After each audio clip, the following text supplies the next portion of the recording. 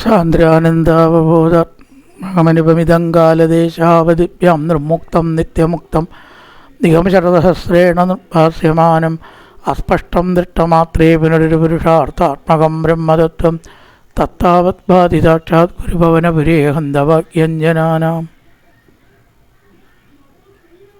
നമസ്കാരം. സനാതനധർമ്മ സംഹിതകളിലെ വിജ്ഞാനശകലങ്ങൾ പങ്കുവയ്ക്കാനായുള്ള ചാനലായ നാദശ്രീയിലേക്ക് എല്ലാവർക്കും സ്വാഗതം. പേരെ ചാനൽ സബ്സ്ക്രൈബ് ചെയ്യാനും ലൈക്ക് ചെയ്യാനും ഓർമ്മപ്പെടുത്തിക്കൊള്ളുന്നു. ലൈക്ക് ചെയ്തവർക്ക് നന്ദി രേഖപ്പെടുത്തുന്നു. ശ്രീമൻ നാരായണീയത്തിൽ 52 ദശകമാണ് പിന്നിട്ടത്. 53ാമത്തെ ദശകം ധേനുകാസുരവധം എന്നുള്ള ഒരു ഭാഗം.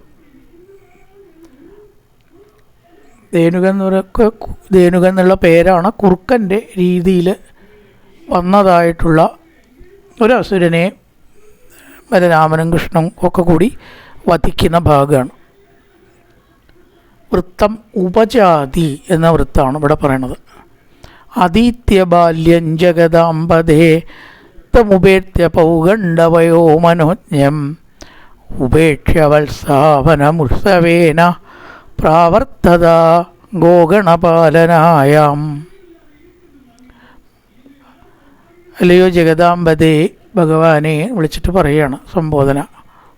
ത്വം ബാല്യം അദീത്യ, ബാല്യ കൗമാരം യൗവനം വാർദ്ധക്യം എന്നീ 4 ദശകളാണ് സാധാരണ മനുഷ്യന്. അതിലത്തെ 4ാമത്തെ ദേവന്മാർക്കില്ല വാർദ്ധക്യം. അതുകൊണ്ടാണ് അവർ ത്രിദശന്മാർ എന്ന് പറയും. 3 ദശയുള്ളവർ, 4 ദശയില്ല. സാധാരണ ബാല്യം കൗമാരം വാർദ്ധക്യം ഇങ്ങനെ യൗവനം എന്നാണല്ലോ പറയുന്നത്. ഈ കൗമാരത്തിൻ്റെ ഇടയിൽ ഒരു പ്രായം ചിലർ പറയും പൗഗണ്ഡം. പറയുമ്പോൾ സാധാരണ 4 വരൂ, പക്ഷെ ഇങ്ങനെ എടുത്തു കാണിക്കേണ്ട സമയത്ത് അതിൻ്റെ ഇടയിൽ ഒന്നും കൂടി ഉണ്ടെന്നാണ്. അതിനെ പൗഗണ്ഡം എന്നാണ് പറയുക. പൗഗണ്ഡവയ ഉപേത്യ, കൗമാരം കഴിഞ്ഞു ആ യൗവനത്തിലേക്ക് എത്തിയോ ഇല്ലേ. ഇനി ഒരു 17, 18, 16 ഇങ്ങനെയൊക്കെ വരുമ്പോൾ കൗമാരം അങ്ങോട്ട് കഴിയുകയും ചെയ്യും. യുവാവായിട്ടുമില്ല. യുവാവാണെങ്കിൽ 22 വയസ്സെങ്കിലും കഴിയണം. ഒരു പ്രായപൂർത്തിയാവുക എന്നൊക്കെ പറയുമ്പോൾ പഴയ കാലത്തെ വോട്ടവകാശം 21 വയസ്സാണല്ലോ. ഇപ്പോഴാണല്ലോ 18 അപ്പോൾ വോട്ടവകാശം കിട്ടുന്ന പ്രായം പഴയ കാലത്ത് എന്ന് പറയാം വേണമെങ്കിൽ 21 വയസ്സ്. അതാണ് യൗവനം. 20 മുതൽ 15, 16 വരേക്കൊക്കെ കൗമാരം.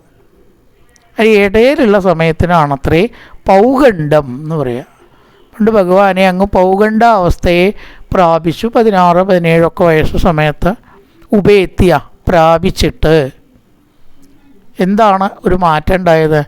വത്സാവനം ഉപേക്ഷ്യ, ഈ ചെറിയ കന്നുകുട്ടികളെ അല്ലെങ്കിൽ പശുക്കുട്ടികളെ നോക്കുക എന്ന കൃത്യം അവസാനിപ്പിച്ചിട്ട് വലിയ പശുക്കളെ മേയ്ക്കാൻ തുടങ്ങി. ഇതിനൊക്കെ പ്രാപ്തിയായി എന്നാണ് വിചാരം. ഇനിയിപ്പോൾ എന്ത്, ഈ കുട്ടികളെ മാത്രം നോക്കണം, ഞങ്ങൾ പശുവിനെ തന്നെ കൊണ്ടുപോയിട്ട് മേച്ച് കൊണ്ടുവന്നുകൊള്ളാം. അങ്ങനെ ആയിക്കോട്ടെ എന്ന് നന്ദഗോപർ സമ്മതിക്കുകയും ചെയ്തു. ഓരോ പ്രായത്തിൽ വരേണ്ട മാറ്റങ്ങൾ വരണമല്ലോ, വളർന്നു തോന്നലുണ്ടാവണതുകൊണ്ട് തെറ്റൊന്നുമില്ല. അങ്ങനെ ആയിക്കോളിൻ, സൂക്ഷിക്കണമെന്നും പറഞ്ഞ് വലിയ പശുക്കളെ മേയ്ക്കാൻ നന്ദഗോപർ അനുവാദം കൊടുത്തു. ഗോഗണപാലനായാം, പൽസ എന്ന് പറഞ്ഞാൽ പശുക്കുട്ടികൾ, അത് മാറ്റിയിട്ട് എന്താക്കി വലിയ പശുക്കളെ വത്സാവനം ഉപേക്ഷ്യ, പശുക്കുട്ടികളെ മാറ്റി വലിയ പശുക്കളെ നോക്കാൻ തുടങ്ങി. ഗോഗണപാലനായാം, ഗോഗണം വലിയ പശുക്കളുടെ കൂട്ടം, വത്സം എന്ന് പറഞ്ഞാൽ പശുക്കുട്ടികളും ഗോഗണം എന്ന് പറഞ്ഞാൽ പശുക്കളുമാണ്. ഗോ ഉത്സവേന പ്രാവർത്തത, ആഹ്ലാദത്തോടു കൂടി കാട്ടിൽ പശുക്കളെ മേച്ച കഴിഞ്ഞുകൂടി ഏർപ്പെട്ടു. വലിയ പശുക്കളെ മേയ്ക്കുക എന്ന കൃത്യത്തിൽ ഏർപ്പെട്ടു എന്ന് ചുരുക്കം. ആദിത്യ ബാല്യം കഴിഞ്ഞ് ജഗദാംബദേ സംബോധന. ത്വം ഉപേത്യ പൗഗണ്ഡവയോ മനോജ്ഞം. പൗഗണ്ഡപ്രായത്തിൻ്റെ പ്രത്യേകത എന്താ? മനോജ്ഞം. നമ്മൾ പറയാറില്ലേ മധുര 17 എന്നൊക്കെ പറയും ഇല്ലേ. വളരെ സുഖമുള്ളൊരു പ്രായമാണ്. അതാണ് മധുര 17. പിന്നെ ഒരിക്കലും ജീവിതത്തിൽ കിട്ടില്ല ആ ഒരു സമയത്താണ്. മനോജ്ഞം പൗഗണ്ഡവയം ഉപേത്യ. എന്നിട്ടോ വത്സാവനമുത്സവേന ഉപേക്ഷ്യ. വത്സാവനം പശുക്കുട്ടികളെ നോക്കുക എന്ന കൃത്യം ഉപേക്ഷിച്ചിട്ട് എന്തിലേക്ക് വന്നു? ഗോഗണപാലനായാം പ്രാവർത്തത. പശുക്കളെ മേയ്ക്കുക എന്ന ആ കൃത്യത്തിലേക്ക് വന്നു. ഇവിടെ ലേശൊരു ഫലിതം പ്രയോഗിച്ചിരിക്കുക. ഉപക്രമസ്യാനുഗുണൈവസേയം മരുത്പുരാധീശ തവ പ്രവൃത്തി ഗോത്രാപരിത്രാണകൃതേവതീർണ തദേവ ദേവാരപദാർത്ഥദായൽ. ഹേ മരുത്പുരാധീശ, അങ്ങയുടെ ഈ പ്രവൃത്തി എന്താ? അപ്പോഴത്തെ പ്രവൃത്തി പശുക്കളെ മേയ്ക്കുക. പശുക്കളെ മേയ്ക്കുക, പുല്ല് ഉള്ളതിക്കാക്കുക, പുല്ല് തീറ്റിക്കുക, അതൊക്കെയാണല്ലോ. ഇത് അങ്ങയുടെ അവതാരത്തിന് ചേർന്നതാണ്. എന്താ കാരണം? ഗോത്രാപരിത്രാണ കൃത തേ അവതീർണ. തേ അവതീർണ അങ്ങയുടെ അവതാരം എന്തിനുദ്ദേശിച്ചിട്ടുള്ളതാണ്? ഗോത്രാ സംരക്ഷണത്തിനാണ്. ഗോത്ര എന്ന ശബ്ദത്തിന് രണ്ടർത്ഥമുണ്ട്. ചിലപ്പോൾ ഈ വാക്കുകളുടെ രണ്ടർത്ഥം മൂന്നർത്ഥമൊക്കെയുണ്ട് പ്രയോഗിക്കും മേപ്പത്തൂർ. ഭാഷയിൽ അദ്ദേഹത്തെ കാഴ്ചവെക്കാൻ വളരെ കുറച്ച് ആൾക്കാരേ ഉള്ളൂ. അപ്പോൾ ഒരക്ഷരത്തിൻ്റെ രണ്ടർത്ഥത്തിൽ ഒക്കെ കൂട്ടിയിട്ടാണ് പ്രയോഗിക്കും. അങ്ങനത്തെ സന്ദർഭങ്ങളൊക്കെ ഇനി ധാരാളം വരുന്നുണ്ട്. ഗോത്ര. അപ്പം അങ്ങ് ശരിക്കും പറയാച്ചാൽ ഭൂമിയെ രക്ഷിക്കാൻ ഗോത്രാപരിത്രാണത്തിന് അവതരിച്ച ആളല്ലേ. അപ്പോൾ ഗോത്രാപരിത്രാണനം ഇവിടെ ഒട്ടും അസംഗതല്ല. രണ്ടും എന്താ അർത്ഥം? പശുക്കളെ മേയ്ക്കാൻ വേണ്ടിയിട്ട് പുറപ്പെട്ടു എന്നാണ് ഇപ്പോൾ ഇവിടെ പറഞ്ഞത്. ഇത് അങ്ങയുടെ ഗോത്രാപരിത്രാണന ഉദ്ദേശവുമായി യോജിക്കുന്നു. ഗോത്രാപരിത്രാണം എന്ന് പറഞ്ഞാൽ ഭൂമിയെ രക്ഷിക്കാൻ വേണ്ടി അവതരിച്ചതായിട്ടുള്ള അങ്ങ് ആ ഗോത്രാപരിത്രാണനം തന്നെയാണല്ലോ ഇതുവഴി ചെയ്തത് എന്ന് ചുരുക്കം. ഉപക്രമസ്യാനുഗുണൈവസേയം. അങ്ങ് ആരംഭിച്ചു ഈ കൃഷ്ണാവതാരം ജനിച്ചു തുടങ്ങിയത് എന്തിനു വേണ്ടിയിട്ടാണ്?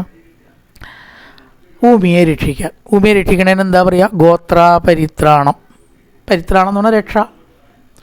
അപ്പം ഗോത്രാപരിത്രാണനം വേണ്ടി അവതരിച്ചതായിട്ടുള്ള അങ്ങ് ഗോത്രാപരിത്രാണനം ചെയ്തു. അതന്നെയല്ലേ വേണ്ടത്.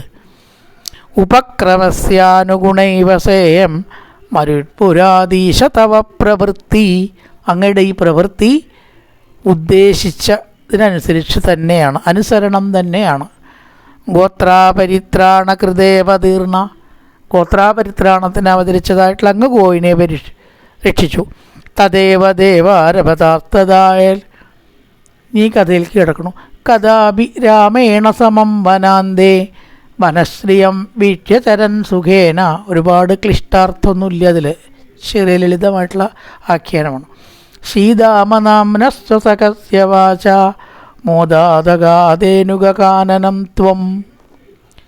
ഏട്ടനായിട്ടുള്ള രാമനോട് കൂടിയിട്ട് ഒരു ദിവസം നല്ല കാട്ടിൽ കൂടെ സഞ്ചരിക്കുകയായിരുന്നു. വനാന്തേ, മനോഹരമായിട്ടുള്ള കാട്. വൃന്ദാവനാണല്ലോ, പിന്നെ പറയാനില്ല. വനശ്രിയം, വനത്തിൻ്റെ അഴക് ആസ്വദിച്ചുകൊണ്ട് കുളിർകാറ്റ്, പുഷ്പങ്ങൾ, വണ്ടുകൾ, പക്ഷികൾ, മനോഹരമായിട്ടുള്ള വൃക്ഷങ്ങൾ, ചെടികൾ, പുൽത്തകിടികളെല്ലാം കൂടിയിട്ടാണ് വനശ്രിയം. വനത്തിൻ്റെ ശ്രീയെ, ഭംഗിയെ ആസ്വദിച്ചുകൊണ്ട് നടന്നു. ചരൻ ത്വം നടന്നു. ശ്രീധാമനാംനസ്വസഖസ്യ വാച. ശ്രീധാമാവ് എന്ന് പറഞ്ഞിട്ടുള്ളൊരു സഖാവിൻ്റെ